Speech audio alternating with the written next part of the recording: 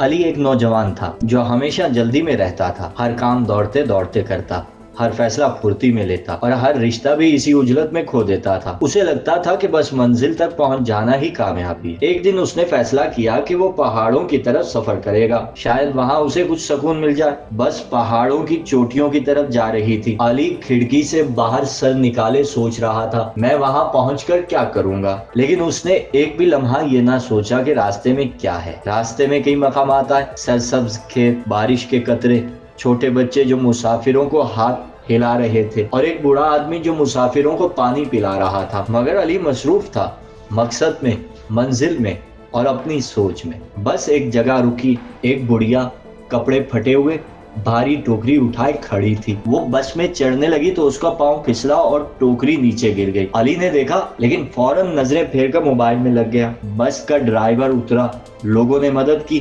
بڑھیا بس میں بیٹھ گئی، بس آگے چل پڑی۔ کچھ دیر بعد بڑھیا نے علی کو آواز دی، بیٹا تم نے دیکھا میرا سامان گرا تھا؟ علی نے سر ہلایا۔ وہ بولی، پتا ہے میں نے زندگی میں ایک بات سیکھی ہے، منزل انسان کو نہیں بدلتی، راستے میں کیے گئے کام بدل دیتے ہیں۔ میں بڑھیا ہوں، سفر مشکل ہے، مگر جنہوں نے میرا سامان اٹھایا وہ منزل پر نہیں انسانیت پر پہنچ گئے۔ علی خاموش ہو گیا، اسے لگا جیسے کسی نے اس کے دل پر ہلکا سا دروازہ کھول دیا ہو۔ پہاڑ آہستہ آہستہ سامنے آ رہے تھے، مگر علی پہلی بار اپنے اندر بھی کسی پہاڑ کو پگھلتا ہوا محسوس کر رہا تھا۔ منزل پر پہنچنے سے پہلے ہی اس نے بڑھیا کی ٹوکری لے لی اور اسے بس سے اتارتے ہوئے کہا، ماں میں آج راستے میں کچھ سیکھ کر آیا ہوں۔